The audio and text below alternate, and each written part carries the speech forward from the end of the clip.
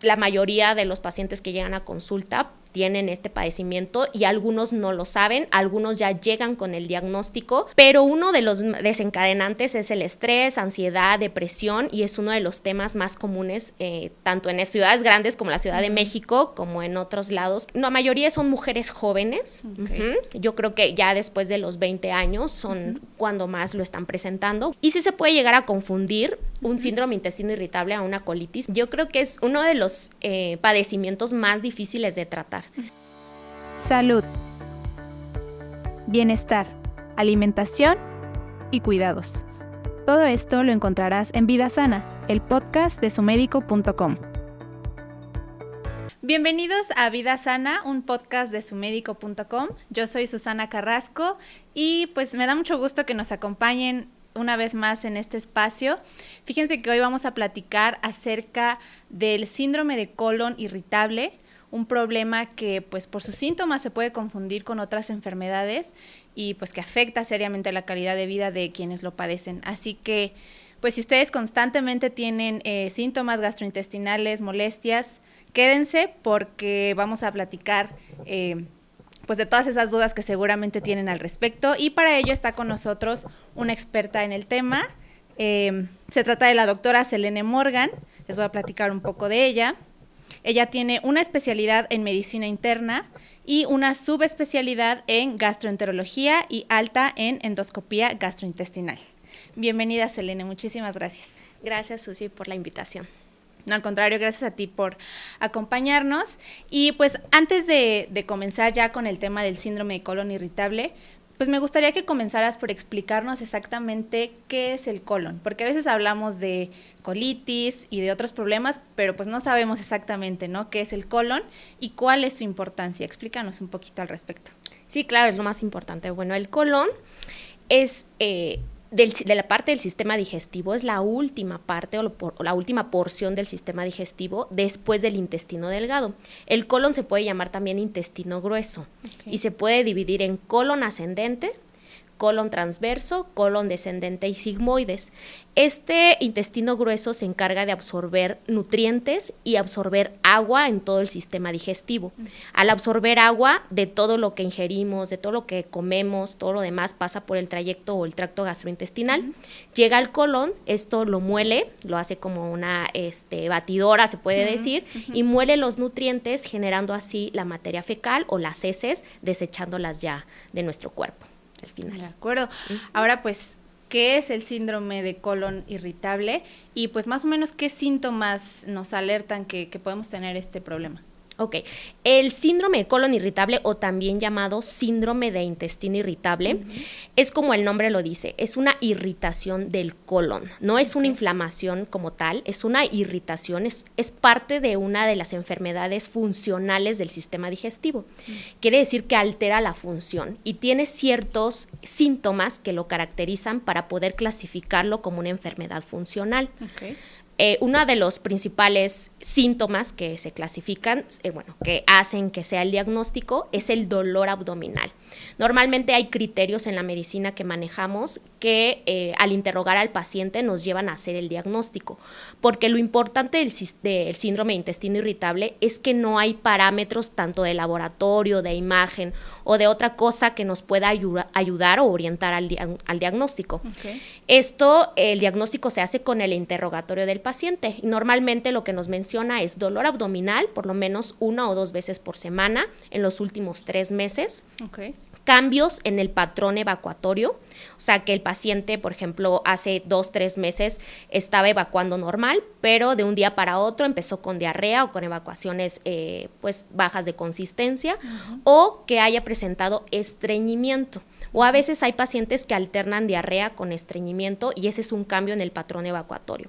Y otro también es cuando no es como criterio, pero sí está presente la inflamación o la distensión abdominal. Muchos le dicen inflamación, pero en sí se llama distensión abdominal. Es la presencia de abultamiento, ya sea visual o síntomas de abultamiento en el paciente.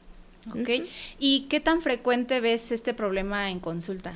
No, pues es el más frecuente de todos. Yo creo que la mayoría de los pacientes que llegan a consulta tienen este padecimiento y algunos no lo saben, algunos ya llegan con el diagnóstico, pero pues han sido tratados de alguna manera u otra y no han respondido adecuadamente al tratamiento. Ok, y pues ¿a qué se atribuye que este problema sea tan frecuente? ¿Qué factores de riesgo hay pues para desarrollar este problema? Bueno, hay factores de riesgos, es multifactorial. O sea, la alimentación, la falta de actividad física, pero uno de los desencadenantes es el estrés, ansiedad, depresión, y es uno de los temas más comunes, tanto en ciudades grandes como la Ciudad de México, como en otros lados, que tenemos como esa prisa, esa ansiedad, ese estrés del trabajo, de corre, ven y esas cosas. Y ese es el principal desencadenante, ya que es una enfermedad que se conecta del cerebro-intestino o intestino-cerebro. De acuerdo. ¿Hay distintos tipos del síndrome de colon irritable o clasificaciones o es igual en todos los casos? Sí, bueno, clasificaciones sí hay. Okay. Como te había comentado de los trastornos de función, tanto de diarrea como estreñimiento. Esa es la clasificación precisamente. Cuando llega un paciente refiriendo dolor abdominal, cambios en el patrón evacuatorio, yo les digo, ¿cada cuánto evacúas? Y así me dicen, no, pues que tengo diarrea o estreñimiento. Entonces ahí se clasifica en síndrome intestino irritable, diarrea o constipación, estreñimiento o constipación, síndrome intestino irritable, diarrea, o síndrome intestino irritable mixto. Son pacientes que alternan diarrea con estreñimiento. Ok, de acuerdo. Y ¿es más común en hombres o en mujeres o es igual para todos? Pues sí es común, es más común en mujeres. Es una relación 1.5 a 1, hombres, mujeres, hombres. Yo creo que sí somos un poquito más estresadas las mujeres con ese tal vez ese cambio de estado de ánimo hormonal también es más presente en mujeres. ¿Y hay alguna edad en la que tú veas que es más frecuente que se presente o no realmente no distingue como edades? Sí, bueno, la mayoría son mujeres jóvenes. Yo creo que ya después de los 20 años son cuando más lo están presentando. Bueno, y la incidencia es más alta, pero se ha visto casos de niños incluso más, o sea, chiquitos de 8 o 10 años, pues porque el estrés ya está presente en sus vidas y pues también los cambios en la alimentación. A veces desde chiquitos los acostumbran a una mala alimentación, a una vida sedentaria y todo eso, también pueden llegar a presentarlo, pero la incidencia sí aumenta en mujeres adultas. Ok, de acuerdo. Ahora, al inicio decíamos que pues los síntomas a veces se pueden confundir, ¿no? Fácilmente con otros problemas y uno de los que más se confunden es la colitis, ¿no? Entonces ahí, ¿cuál es la diferencia entre uno y otro? Eso es muy importante y eso es lo que siempre les hago hincapié a mis pacientes y a todos los médicos que ven de primer contacto, que ven a pacientes, porque el término correcto para este síndrome que estamos platicando es síndrome de intestino irritable, pero muchos le llaman colitis, ¿ok? Colitis en sí es la inflamación del colon y como te había comentado, el síndrome de intestino irritable no es inflamación, solo es una alteración de la función.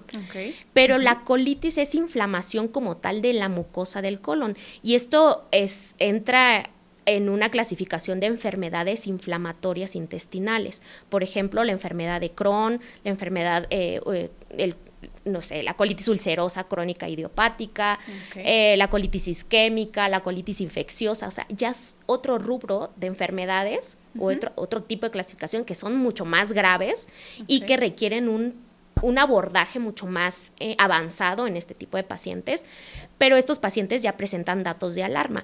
Y sí se puede llegar a confundir un síndrome intestino irritable a una colitis porque, por ejemplo, hay pacientes que empiezan como síndrome de intestino irritable, síntomas leves, tranquilos y todo, pero cuando ya les haces abordaje o les das tratamiento y no responden adecuadamente, ahí ya es donde te vas al abordaje de otras enfermedades y ahí ya descubres, no sé, con una biopsia o lo que sea, que sí tienes una colitis desarrollada o que puedes desarrollar una colitis con esta enfermedad. Pero inicias como síntomas leves de intestino irritable, inflamación, diarrea y todo eso, sin sangre, sin pérdida de peso, pero después sí tienen riesgo de desarrollar, se puede confundir con un diagnóstico de colitis. Ahora, pues justo sobre el diagnóstico, si tenemos síntomas, ¿no? Sospecho que puedo tener este problema, pues justo cómo se hace el diagnóstico, qué pruebas se realizan actualmente. Ok. Si tengo un paciente que llega y dice, tengo dolor abdominal y todo lo demás, me baso siempre en la clínica.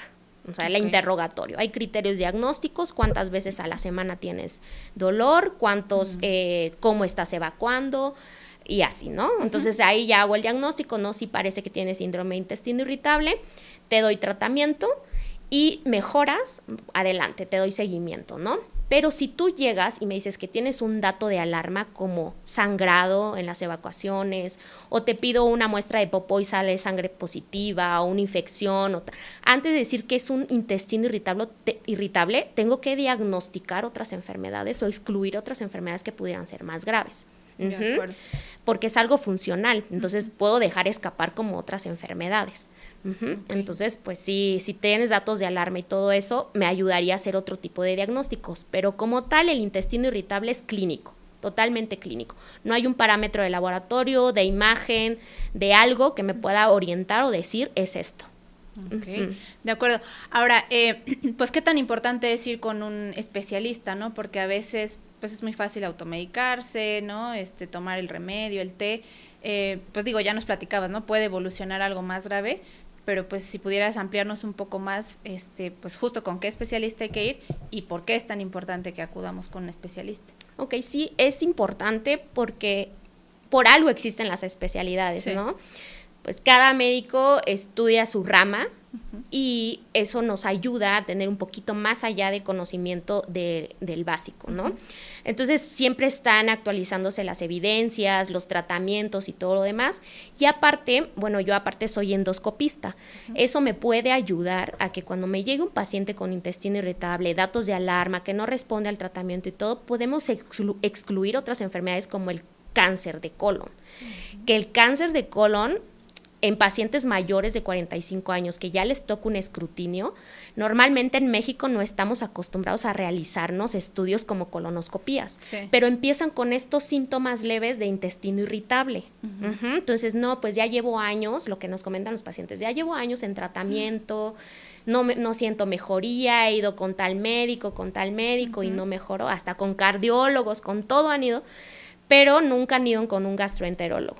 Entonces les digo, no, pues ¿sabes qué? Si ya te han dado muchos tratamientos y todo, vamos a hacer estudios avanzados, hacemos colonoscopías, tomamos biopsias, a ver qué hay, ¿no? Claro. Y efectivamente me ha tocado casos de pacientes que han llegado o que los han tratado muchos años por síndrome de intestino irritable, les hago la colonoscopía y está ya el señor cáncer, así es. Okay. Y pues a veces tenemos la suerte de que pues son etapas tempranas, a veces ya etapas muy avanzadas y ahí es donde a veces tienen más síntomas, porque recordemos que el cáncer de colon es asintomático totalmente. Entonces ya cuando empiezan unos síntomas por ahí, hay que aprovechar y abordar al paciente. De acuerdo. Ahora pues platícanos de los tratamientos. ¿Este síndrome se cura o si no se controla? Y pues justo, ¿qué tratamientos hay disponibles aquí en México? Yo creo que es uno de los padecimientos más difíciles de tratar, porque lo que se basa el tratamiento en sí es tratar la causa de esto. Okay. Entonces, como mencionamos desde el principio, la causa es estrés, ansiedad, depresión, de esos trastornos, ¿no? Entonces, dime tú aquí en México quién va a decir, sí, hoy no me voy a estresar, ¿no? O sea, todos estamos estresados. Ok. Eso es una cosa, pero esto va generando trastornos en el intestino. Uno de esos se llama disbiosis. ¿Qué quiere decir la disbiosis? Es cuando la flora intestinal se altera totalmente. O sea, tenemos bacterias buenas y malas en nuestro colon, pero abundan más las malas que las buenas y eso hace que los alimentos se vayan fermentando y generando gases, alterando la absorción de nutrientes y alterando la producción o generando diarrea o estreñimiento. Okay. Esa es una cosa y ahí es donde se entra el tratamiento de la flora intestinal. Otra cosa es cuando hay alteraciones de la producción de ácidos biliares, hipersensibilidad visceral. ¿Qué es eso? Es cuando el dolorcito puede ser chiquito, pero se vuelve 10 veces más. O sea, es hipersensible. Por esas conexiones nerviosas hacen que tus síntomas sean lo triple o lo 10 veces más de lo que pudieran ser. ¿Okay? Y ahí también se pueden dar medicamentos que disminuyan el dolor, que disminuyan toda esa parte de las contracciones musculares que generan el malestar. De acuerdo. Y bueno, también me comentas del ejercicio y la dieta, ¿ok? Es también otro tratamiento importante porque la dieta lo que nos ayuda es a mejorar la probiota o la flora intestinal. Si tenemos alimentación adecuada, una buena alimentación de calidad, alimentos nutritivos, vegetales, frutas, agua, incluso, todo eso nos ayuda a que nuestra flora intestinal esté conservada y sea de calidad. Cuando nosotros empezamos a meter comida chatarra, comida procesada, todo eso, toda esa flora intestinal pasa a degenerarse y a convertirse en una flora intestinal, se puede decir, no beneficiosa para nuestra salud, ¿ok? Benéfica para nuestra salud. Entonces, ahí es donde también entra el ejercicio. ¿El ejercicio en qué nos ayuda? Pues en todas las enfermedades. De alimentación, el ejercicio en todas las enfermedades. Pero el ejercicio nos ayuda, uno, a desestresarnos, ¿no? A estar más tranquilos, a quitar toda esa tensión. Y otro, a movilizar el intestino. Por ejemplo, en pacientes que tienen estreñimiento, obviamente si haces actividad física, tu intestino se moviliza y mejora muchísimo el estreñimiento. Así como la hidratación, el consumo de fibra, todos esos alimentos nos ayudan a mejorar el tránsito intestinal. De acuerdo. Justo ahorita que mencionas los alimentos, pues ¿qué alimentos, digamos, que están prohibidos, digamos, si es que los hay en este padecimiento? Porque a veces se habla, por ejemplo, de los lácteos o de otro tipo de alimentos que justo que favorecen la inflamación. Ahí, ¿tú qué recomiendas? Ok. Las revistas científicas lo que recomiendan es evitar el consumo de alimentos llamados FODMAP. Los alimentos FODMAP son carbohidratos fermentables, o sea, son alimentos que cuando los consumes pueden generar gases que obviamente generan dolor y alteraciones intestinales. Pero es una lista inmensa, o sea, si tú la ves, está muy grande la lista y lo recomiendan por poco tiempo, no por mucho tiempo. Porque esto también disminuye la flora intestinal. Entonces, lo que hay que hacer es retirarlo e irlo ingresando poco a poco a nuestra dieta después de un buen tratamiento intestinal, mejorando la probiota y todo, etc.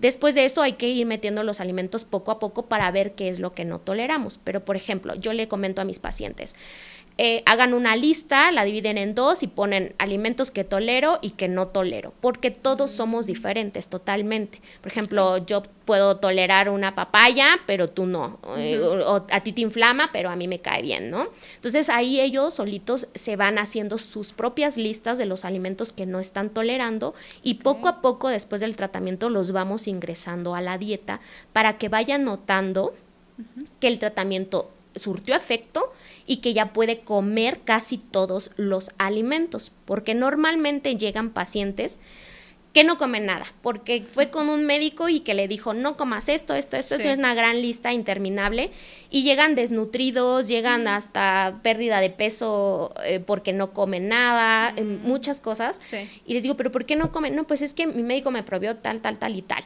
¿no? Incluso, pues no comen nada más una comida al día, por el miedo a que les va a dar los síntomas. Pero no, ahí es donde les explico que pierdan el miedo a los alimentos y con un buen tratamiento pueden comer, incluso terminar comiendo todos los alimentos que son nutritivos para nuestra salud. No tienen por qué quitar todo. Tengo pacientes con intestino irritable que también toleran muy bien la lactosa, toleran bien los lácteos. Se los quito solo a los que no lo toleran. No a todos les genera alteraciones de la digestión. Sí, o sea, es totalmente personalizado. Exactamente. Para cada quien. Es como más común que intolerantes a los lácteos, ¿no? Bueno, que no toleran los lácteos, pero la intolerancia a la lactosa es otro tema y es muy raro. Entonces, los lácteos sí es como un fermentable, pero no se debe de eliminar por completo en todos los pacientes. De acuerdo. Ahora, otra cosa que ha estado como, digamos, muy de moda actualmente es el tomar los probióticos, ¿no? O el kefir. Por ejemplo, he visto mucha información al respecto. ¿Tú recomiendas ingerirlos o solamente un especialista te tiene que recomendar una dosis específica o qué nos puedes decir?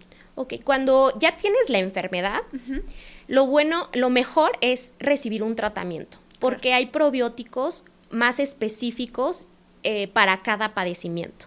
Hay billones de cepas de probióticos en el mundo y comercialmente también existen muchísimos, pero no todos funcionan como tratamiento. pero sí como protectores gastrointestinales. Por ejemplo, si estás bien y quieres tomar un probiótico, adelante, puedes hacerlo. Pero ya cuando tienes el padecimiento, lo recomendable es que tu médico te oriente para ver qué cepa te va a beneficiar para el problema que tienes. Ok, y en el caso del kefir, ¿ese sí se puede tomar?